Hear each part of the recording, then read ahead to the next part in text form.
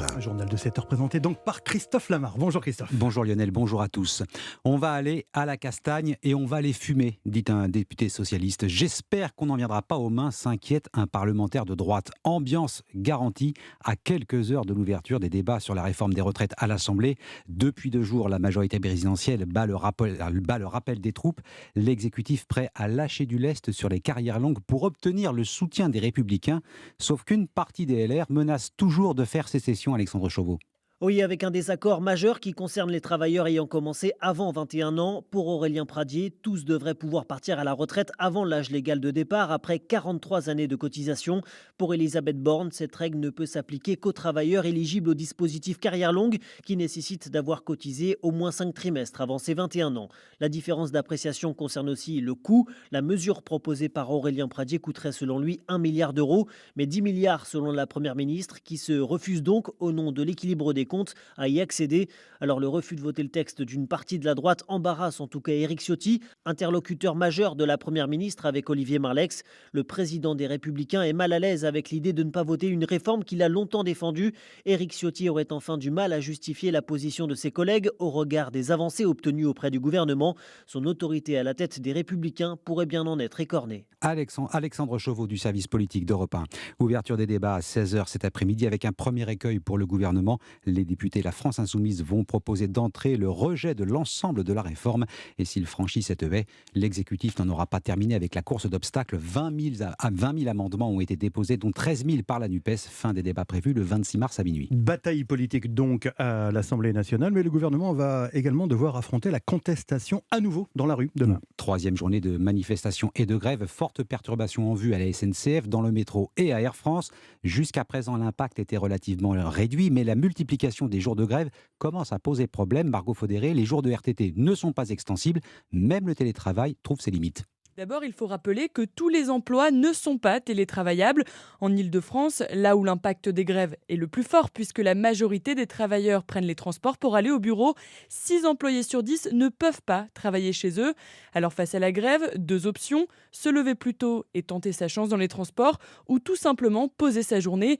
Une solution qui n'est pas durable pour Marie-Sophie Noki-Claverie, directrice générale du MEDEF Paris. On ne peut pas poser à répétition des jours de congé, d'abord parce que ça désorganise le travail et que soi-même, on a peut-être d'autres projets et besoin d'autres jours pour partir en vacances. Pour les salariés qui peuvent, eux, télétravailler 1 ou 2 jours par semaine, difficile d'en faire plus. Il y a bien des jours de présentiel. Le mardi et le jeudi sont des jours privilégiés dans les entreprises pour des interactions, des réunions d'équipe. Et là, des grèves ont été choisies le mardi et le jeudi. Et cet impact sur l'organisation au travail inquiète les chefs d'entreprise. Selon le MEDEF, près de 70% d'entre eux redoutaient déjà des mouvements sociaux dans le pays à la fin de l'année dernière. Margot Faudéré du service économie d'Europe 1.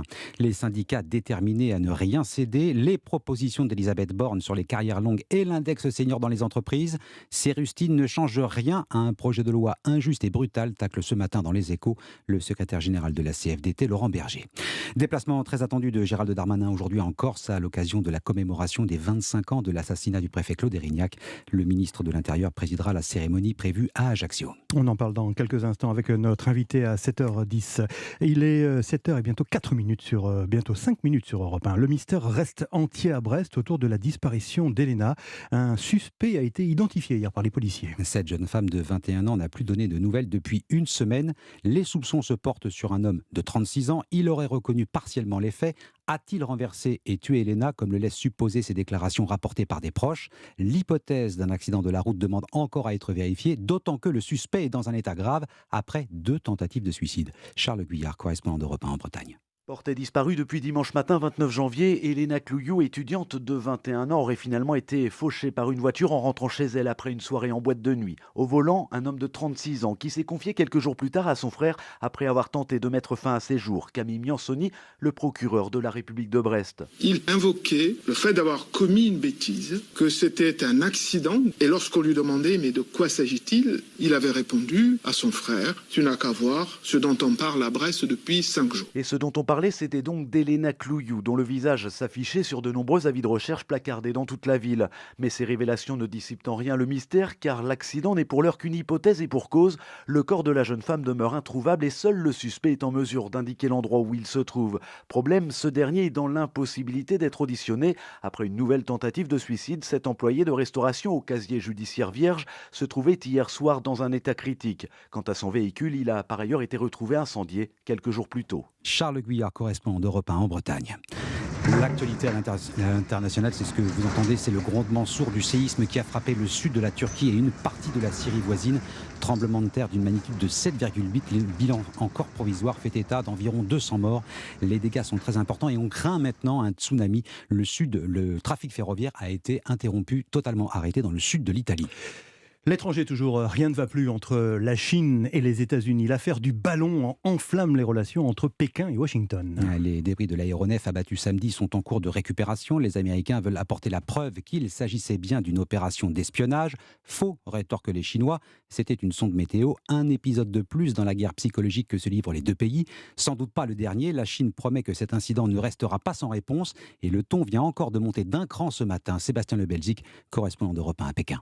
Oui, un nouveau communiqué ce matin du gouvernement chinois, le 3e en 2 jours, et toujours les mêmes critiques. Je cite, « Les actions américaines ont gravement affecté et endommagé les efforts et progrès des deux parties pour stabiliser les relations sino-américaines. En clair, c'est la faute aux Américains. » Le gouvernement chinois veut évidemment donner l'impression que la Chine serait la victime d'une provocation américaine, alors qu'il s'agissait de détruire un ballon espion. Mais Pékin continue d'affirmer qu'il s'agit d'un engin météo.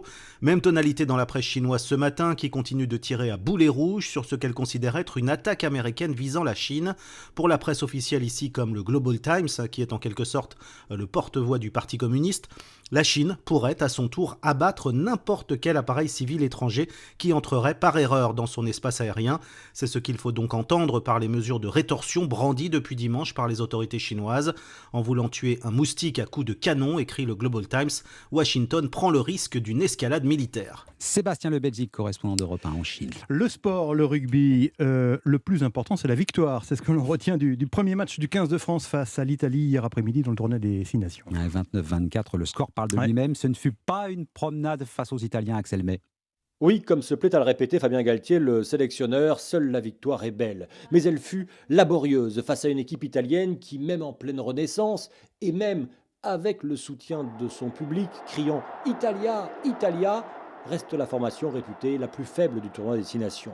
Hier, les Bleus ont été largement gênés par leur indiscipline. 18 pénalités concédées, du jamais vu sous l'ère Galtier. Le 3e ligne, Anthony Gelonche, en est bien conscient. C'est la première fois que ça nous arrive, une telle chose, un tel désastre de discipline, mais je crois que ça va nous mettre une bonne piqûre de rappel. On va être très discipliné la semaine prochaine. Si on veut faire un coup en Irlande, il va falloir être très discipliné et pas faire autant de fautes parce que sinon ça sera beaucoup plus cher. Une équipe d'Irlande qui a fait très forte impression ce week-end en éparpillant façon puzzle les Gallois chez eux à Cardiff. Alors pour préparer au mieux ce match de samedi, le 15 de France ne va pas repasser par Paris. Il reste jusqu'à jeudi à Rome, d'où il rejoindra directement Dublin. Axel May du service des sports d'Europe 1 Irlande-France, ce sera donc samedi. La 22e journée de Ligue 1 de football, Marseille battu 3-1 à domicile par Nice. L'OM reste 2e à égalité de points avec Lens, mais laisse Paris s'échapper en tête. Le PSG compte désormais 8 points d'avance au classement. Petit break pour le Paris Saint-Germain, effectivement. Merci Christophe Lama.